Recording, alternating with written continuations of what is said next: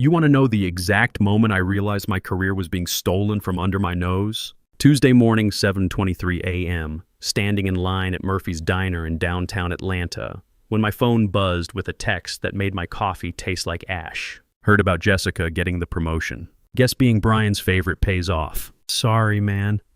Tony, I stared at those words while the waitress asked if I wanted cream. Jessica Parker, 26 years old. Been at Phoenix Industrial Solutions for 11 months. Just got promoted to operations manager. My job. The position I'd been working toward for 5 solid years. Let me back up so you understand how deep this betrayal goes. I'm Carter Reynolds, 45, been grinding in manufacturing and supply chain since college. Started at Phoenix right after my divorce, when I needed steady work and honest pay to rebuild my life. Brian Walsh, department head, seemed like a straight shooter during the interview. Firm handshake, looked me in the eye, promised opportunities for dedicated people. For 5 years, I believed every word. Worked 60-hour weeks, solved problems nobody else could touch, saved the company millions when our Texas supplier went bankrupt, and I found replacement parts at midnight from a contact in Ohio. Brian always had the same response: Carter, you're the backbone here. Your time will come. Your time will come. Heard that phrase so many times it became torture. Jessica arrived last winter, fresh MBA from Georgia Tech, 0 real experience. Nice enough girl? Asked smart questions, seemed eager to learn. I actually enjoyed training her, showing her how our systems worked, explaining the delicate process of moving industrial equipment across 3 states without breaking anything. What I missed was how quickly she started getting invited to meetings I wasn't included in. How Brian's door stayed open when she stopped by, but closed for everyone else. How she somehow knew about client problems before I did, despite me being senior operations. The promotion announcement came yesterday afternoon. Brian gathered the department, gave his speech about fresh perspectives and new energy. Jessica stood there glowing while I clapped like an idiot, each slap feeling like a punch to my gut. Now I'm sitting here with cold coffee, realizing 5 years of loyalty just got flushed. But here's what Brian and Jessica don't know. I've been watching these past few weeks, started noticing things that don't add up. Little details that make you wonder what's really going on behind closed doors. Time to find out exactly what kind of game they've been playing. The first red flag should have been obvious 3 weeks back. I walked into the break room and found Tony Martinez hunched over his phone, scrolling through what looked like photos. When he saw me coming, he quickly flipped the screen down. Tony's been at Phoenix longer than anyone except Brian himself. 42 years old, steady as concrete, never one for office drama. But that morning something was eating at him. Everything all right? I asked, pouring coffee from the perpetually burnt pot. Tony glanced around like he was checking for surveillance. Carter, you ever notice anything strange about Brian and Jessica? I set my mug down hard. Strange how? He shook his head fast. Nothing. Forget I mentioned it. But I didn't forget. Started paying real attention after that conversation. Last week I needed Brian's signature on emergency repair orders. His office was dark, but voices came from the conference room. Through the glass wall, I saw Brian and Jessica bent over paperwork, sitting closer than any supervisor should with a new employee. Her hand touched his arm as she pointed to something on the page. Could have been innocent. Probably was. But combined with Tony's comment, it stuck. Then came the Chicago conference trip. Brian announced Jessica would accompany him to the Midwest Manufacturing Summit, the same conference I'd attended every year since joining Phoenix. This time, Brian said they needed fresh eyes on industry trends. Fresh eyes, right. When they returned, Jessica had insights about contract negotiations I'd never taught her. She referenced conversations with suppliers I didn't even know she'd met. When I asked Brian about the key sessions, he gave vague answers and changed the subject. The breaking point came Friday night. I stayed late finishing a proposal for Henderson Industrial, our biggest client. Around 8, I went to print the final version and realized I'd left my security badge in Brian's office. The executive floor was dark except one office. Brian's door cracked open, voices drifting out, the kind of laughter that doesn't belong in professional settings. Should have walked away. Instead, I moved closer. Jessica's voice, "Are you sure Carter doesn't suspect anything?" Brian's response froze my blood. "Carter's reliable, but he lacks vision. He'll accept whatever we tell him. Besides, after your promotion goes through, you'll outrank him anyway." "I feel guilty," Jessica said. "He's taught me so much." "Don't," Brian cut her off.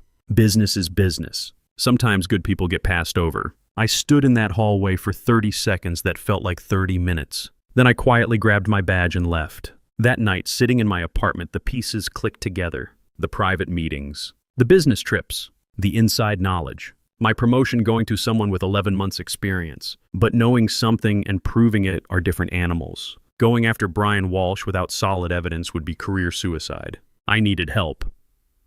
Next morning, I cornered Tony in the parking lot. Remember what you asked about Brian and Jessica? We need to talk. Tony's face went pale. Carter, I've got twin boys starting college. Wife's been unemployed 6 months. I can't make enemies. What if I told you I overheard something that proves you're right? Tony stood quiet, keys jingling in his hand. Even if that's true, what can we do? Brian's connected all the way to corporate. He could destroy both our careers with one phone call. So we just let this happen? Tony looked genuinely pained. Sometimes keeping your head down is survival. But I was done keeping my head down. Time to see how deep this rabbit hole goes. 3 days after Jessica's promotion announcement, I made the biggest mistake of my professional life. Started with a photo Tony finally showed me. He pulled me aside after the monthly safety meeting, looking like a man carrying a guilty secret. I have to show you something, he whispered, glancing around the empty hallway. Took this at the Chicago conference. The photo on his phone was grainy, but clear enough. Brian and Jessica in the Palmer House hotel bar, leaning close over drinks, her hand resting on his forearm. Body language that screamed intimacy, not business. Jesus, Tony, how long have you known? Since Chicago. Couldn't sleep, went down for coffee around midnight, saw them coming back from dinner together. His voice cracked slightly. I wanted to tell you after the promotion, but my family situation, send me that photo. Carter number, if Brian finds out I took this, he won't. I just need proof of what we're dealing with. Tony hesitated, then forwarded the image. One grainy photo that confirmed months of suspicion. That night, I sat at my kitchen table staring at evidence of my stolen career. 5 years of loyalty, reduced to watching someone sleep their way into my position. The anger built slowly, like water heating toward boiling. I started typing an email. No plan, no strategy, just pure rage flowing through my fingers.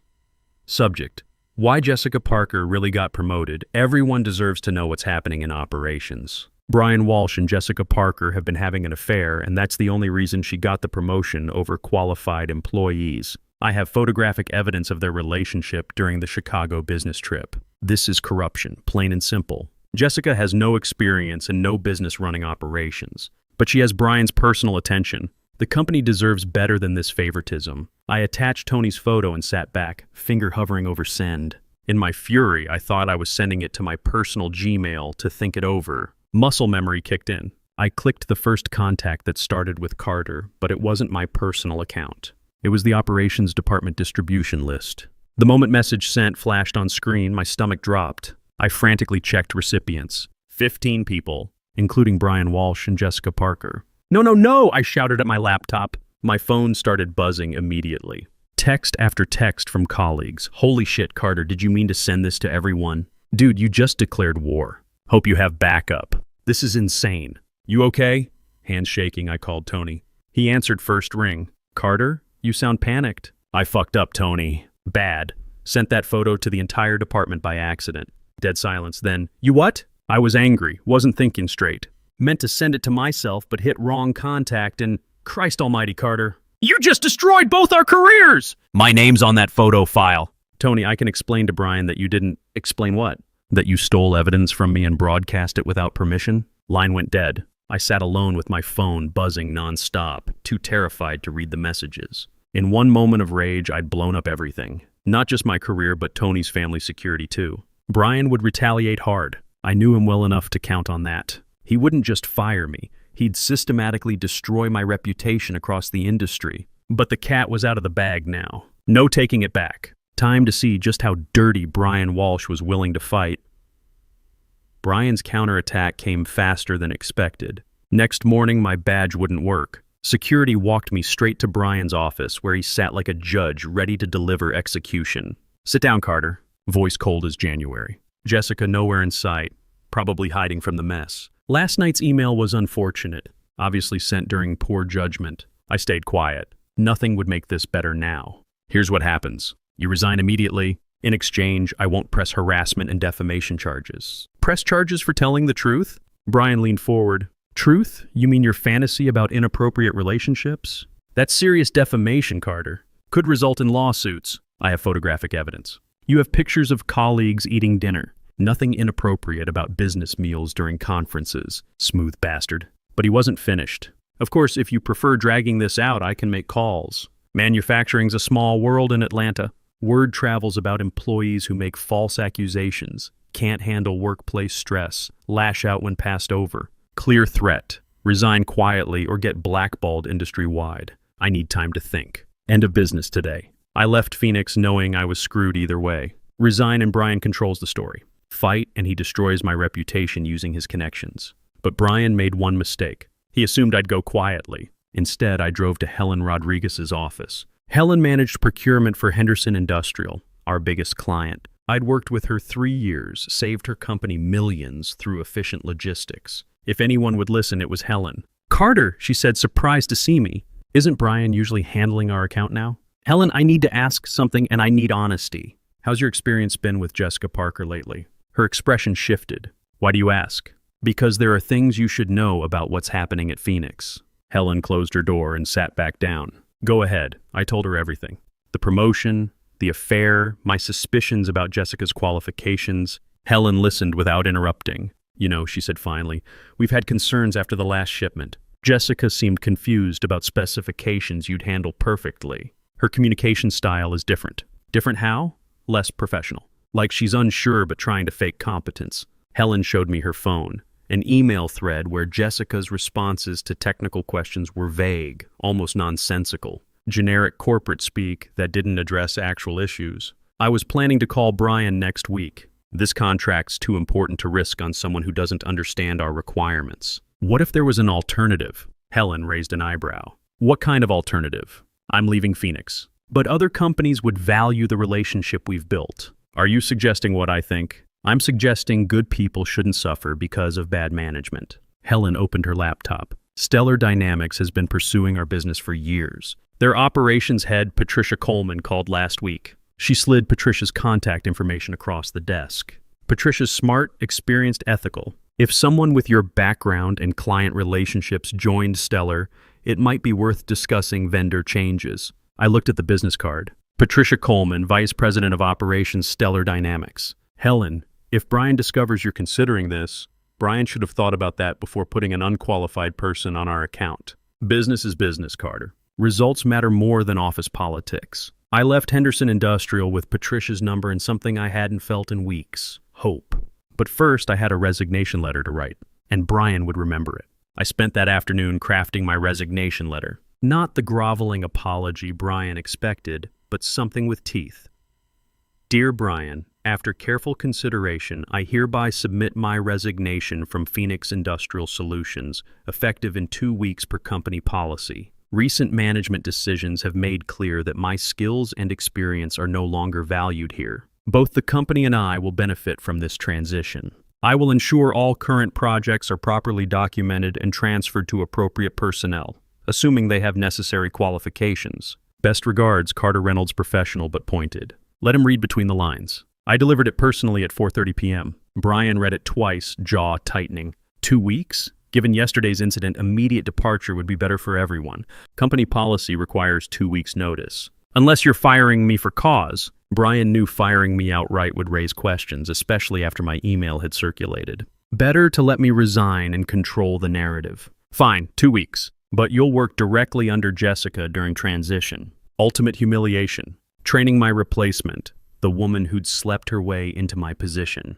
Whatever you think is best." But I wasn't planning to spend 2 weeks as Brian's punching bag. That evening, I called Patricia Coleman. "Miss Coleman, this is Carter Reynolds from Phoenix Industrial. Helen Rodriguez suggested I contact you." "Carter, yes, Helen mentioned you might call. I've heard excellent things about your work." Patricia's voice was warm but professional, already a contrast to Brian's condescending tone. "I'm in a transition period with my current employer. Wondered if we might discuss opportunities at Stellar Dynamics." "Absolutely. Can you meet tomorrow morning?" "I'd love to discuss how your experience fits our operations team." 24 hours later, I sat in Stellar's downtown Atlanta offices. Clean, modern, with energy Phoenix had been lacking for years. Patricia was sharp, asked detailed questions about my background, actually listened to answers. "Your client retention record is impressive. Helen speaks highly of your problem-solving abilities. I believe in building relationships, not just processing orders." "That's exactly what we need." Our operations division has grown rapidly, but we've struggled maintaining personal touch with major accounts.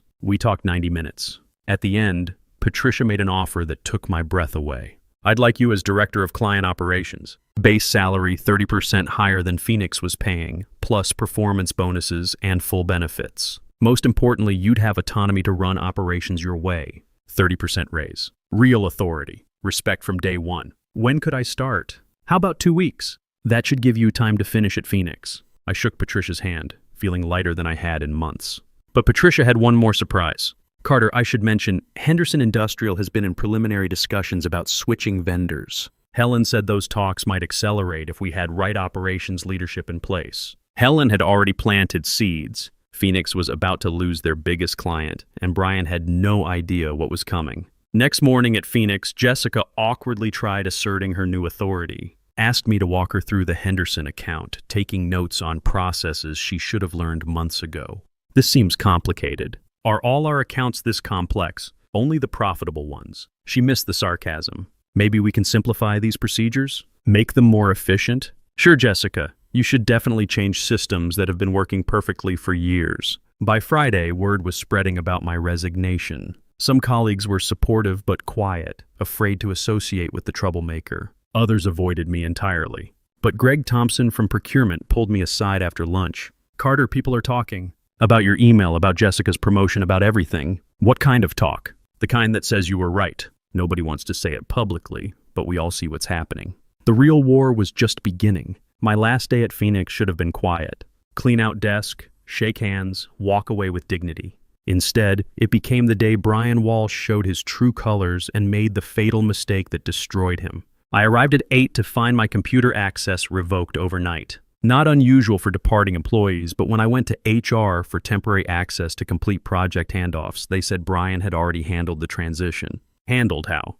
By dumping 5 years of client relationships and operational knowledge on Jessica's desk with zero documentation. Around noon, Helen Rodriguez called. Her voice was tight with frustration. Carter, what the hell is going on? Jessica just called saying she can't access Henderson account files. She doesn't know our delivery schedules, contact protocols, nothing. They cut my access this morning. Can't help with handoffs anymore. This is insane. We have 3 shipments in transit and critical deadlines next week. Jessica sounded like she was about to cry. Helen paused, then her voice hardened. You know what? This seals it. I'm calling Patricia Coleman this afternoon. Phoenix just proved they can't handle professional transitions. That evening, Greg Thompson texted me. Emergency meeting after work. Something big happened. We met at Murphy's Pub, far enough from Phoenix we wouldn't see colleagues. Greg looked agitated, constantly checking over his shoulder. Brian called an all-hands meeting this afternoon. Told everyone you were fired for spreading malicious rumors and compromising client relationships. Fired? I resigned. Not according to Brian's version. He said your email was part of unstable behavior pattern and Phoenix had to protect itself from false accusations. My blood pressure spiked. What else? He's telling people you stole client data when you left. That you violated non-compete agreements by talking to competitors, basically painting you as corporate spy. That's complete bullshit. We know, but Brian's got people scared. He implied anyone supporting your conspiracy theories might face similar consequences. Greg showed me a company-wide email sent after the meeting.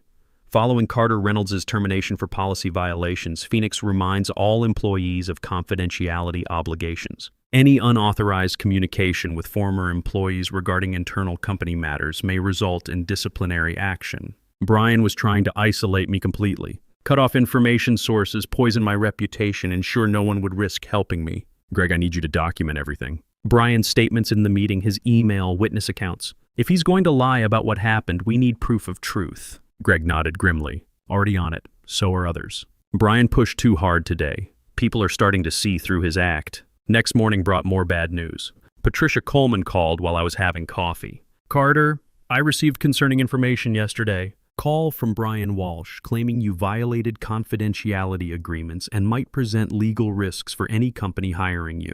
My stomach dropped. Patricia, none of that's true. I believe you, but it creates complications. Our legal department wants to delay your start date pending verification of Brian's claims. How long? 2 weeks, maybe more? I'm sorry, Carter.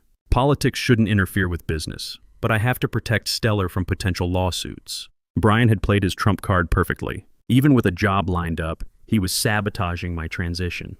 But he'd also made one critical error. By attacking so aggressively, he'd revealed just how desperate he really was. That afternoon, sitting in my empty apartment with no job and diminishing prospects, my phone rang. Unknown number. Is this Carter Reynolds? Young voice, nervous. Yeah, who's this? This is Jessica Parker. We need to talk. I almost hung up. Don't think that's smart, Jessica. Please, I'm at the Starbucks on North Highland. 5 minutes. Against better judgment, I drove over. Jessica sat in corner booth looking miserable. Dark circles under her eyes, hair pulled back carelessly. The confident new manager was gone, replaced by someone who looked defeated. Thank you for coming, she said as I sat down. What do you want, Jessica? I want to apologize. And I want to tell you the truth about what really happened. She took a shaky breath. Brian told me the promotion was based on merit. Said I'd shown exceptional potential and that you were too set in your ways to handle new directions he wanted for operations. And you believed him? I wanted to believe him. The promotion, salary increase, respect. I'd never had anything like that before. Jessica stared at her untouched coffee. But after you left, everything fell apart. I can't handle the Henderson account. Don't understand half the procedures you developed. Brian keeps telling me to figure it out but won't provide support. So now you want my help?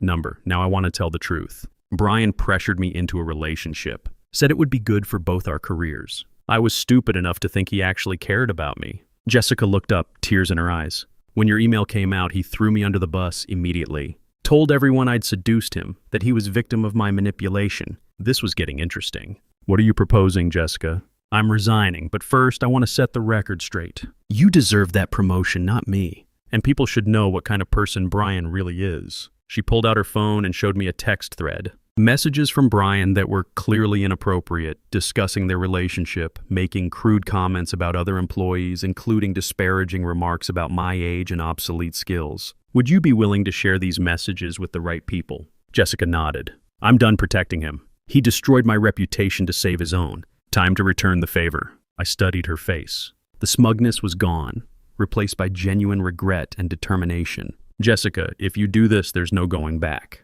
Brian will try to destroy you completely. He already has. I've got nothing left to lose. What about your career? This will follow you. Maybe, but at least I'll be able to look at myself in the mirror. I made a decision. Okay, but we do this right. Document everything, get witnesses, make sure we have ironclad proof. What do you need me to do? First, forward me every inappropriate message Brian sent. Second, I need you to write a detailed statement about how the relationship started and how he used his position to pressure you. Jessica nodded eagerly. What else? Then we take it to people who matter. Not just Phoenix HR, but corporate headquarters. Maybe even the state labor board. When? Tomorrow morning. Strike fast before Brian realizes what's coming. For the first time since this mess started, I felt like I had real ammunition instead of just suspicions. Brian thought he'd won by isolating me and poisoning my reputation. But he'd made one fatal mistake. He'd created an enemy out of someone who knew all his secrets. That evening I called Tony Martinez. Time to see if he'd grown a backbone since I'd accidentally destroyed his comfortable silence. Carter? Jesus, I heard about what Brian's been saying. Corporate spy? That's insane. Tony, I need to ask you something, and I need complete honesty. Are you willing to tell the truth about what you saw in Chicago? Long pause. Why now? Because Jessica Parker just handed me enough evidence to bury Brian Walsh permanently. But I need corroborating witnesses. Jessica's helping you? Brian threw her under the bus. She's ready to expose everything. Another silence. Then Tony's voice quieter.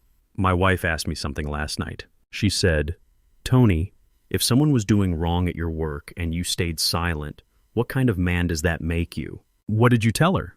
That I was protecting my family. She said maybe I was really protecting myself. Tony sighed heavily. Carter, I've got those photos from Chicago, and I overheard more than I told you. Brian was bragging to another manager about how easy it was to manipulate young employees. You recorded this? Voice memo on my phone. Was going to delete it, but something stopped me. Tony, if you come forward now, you're a whistleblower, not a coward. And if Brian retaliates? With what? He's about to be destroyed. And even if he tries, wrongful termination lawsuits pay well. Next morning, Jessica and I met at a coffee shop downtown to coordinate our attack. She'd printed 30 pages of text messages, dating back 4 months. The evidence was damning. Message from Brian 3 months ago.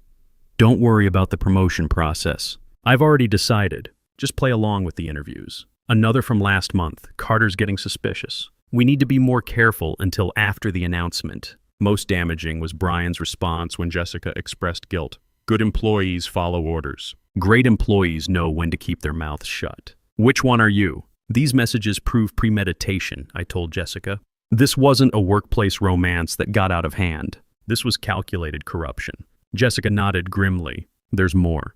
He made me sign a fake performance evaluation claiming I'd exceeded all targets. I knew it was false, but he said it was necessary for the promotion. Do you still have a copy? In my desk at home. Get it. We'll need documentation showing fraud in the promotion process. At 9 a.m., we walked into Phoenix's corporate headquarters in downtown Atlanta. Jessica had called ahead requesting an urgent meeting with the VP of Human Resources about misconduct in the operations department. Margaret Stevens, the VP, was a no-nonsense woman in her 50s. She listened without interruption as Jessica read a prepared statement detailing Brian's sexual harassment and abuse of power. These are serious allegations, Miss Parker. Do you have supporting evidence? Jessica slid the printed messages across the conference table. Margaret read through them, her expression growing darker with each page. Mr. Reynolds, what's your role in this complaint? I'm the employee who should have received the promotion that was fraudulently given to Ms. Parker. I'm also the victim of Mr.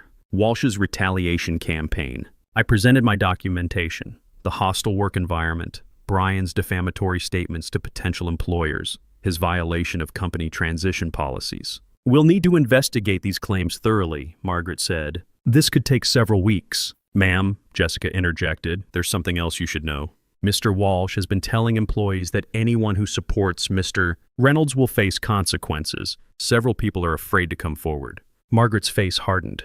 Is that a threat? It's witness intimidation. And it's happening right now. Margaret picked up her phone. Security?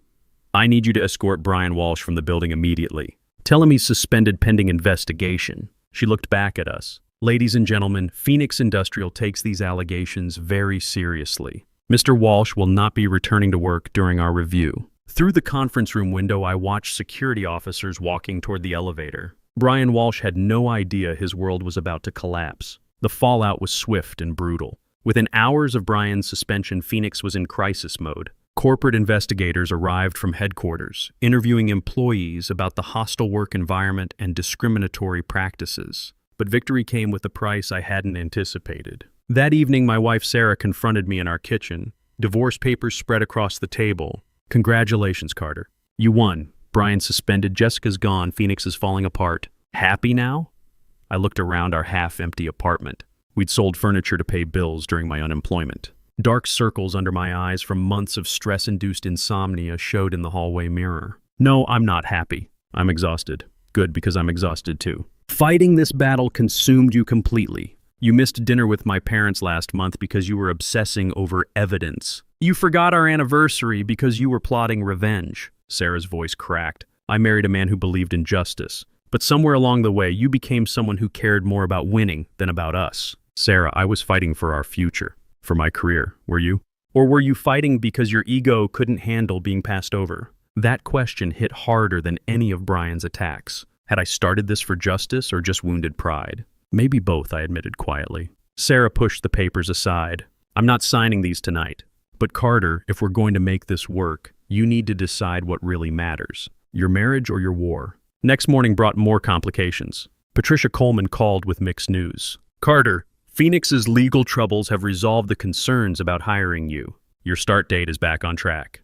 That's great news. However, Henderson Industrial's contract transition has created some problems. 3 other Phoenix clients are also demanding to switch vendors immediately. We're looking at rapid expansion that might strain our resources. Strain how? 70-hour weeks for the next 6 months. Extensive travel to manage account transitions. Are you prepared for that level of commitment? I stared at the divorce papers on my kitchen table. Patricia, can I call you back? That afternoon, I met with Tony Martinez for coffee. He looked relieved but worried. Corporate cleared me of any wrongdoing, but they're restructuring the entire operations department. Half the staff might be laid off. What about you? They offered me a lateral transfer to the Memphis facility. Same pay, but Sarah would have to quit her job and kids would change schools. You taking it?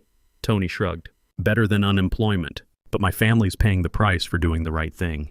Any regrets about exposing Brian? Number. About waiting so long to speak up? Definitely. I called Jessica that evening. She was staying with her parents in Savannah, trying to rebuild her professional reputation. How are you holding up? Better than expected. I'm taking some business courses, doing freelance consulting. Turns out there's life after corporate politics. Any word from Brian? He's threatening to sue me for defamation. His lawyer sent a nasty letter claiming I fabricated the text messages. Can he prove that? Doubt it. The phone records show everything. But legal threats are expensive, even when you're innocent. Jessica paused. Carter, do you ever wonder if we did the right thing? Not exposing Brian, that was definitely right.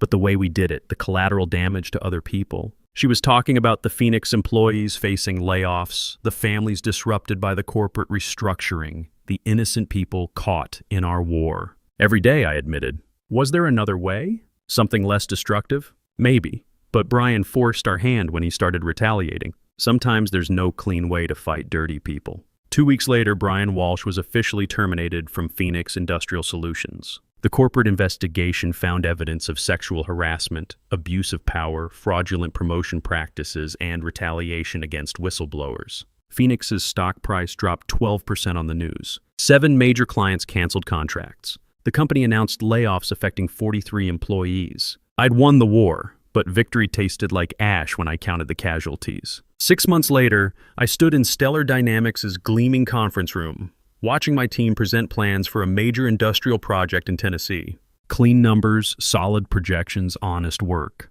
For the first time in years, I felt like I truly belonged somewhere. My division had grown revenue by 40%. Former Phoenix clients sought us out. New ones signed on based on reputation alone. I was invited to speak at the National Manufacturing Conference about ethical leadership in operations management. But success came with scars. Sarah and I were in marriage counseling, slowly rebuilding trust I'd damaged during my obsession with revenge. Some burned bridges would never fully repair. I'd learned the hard way that fighting corruption doesn't make you immune to becoming consumed by it.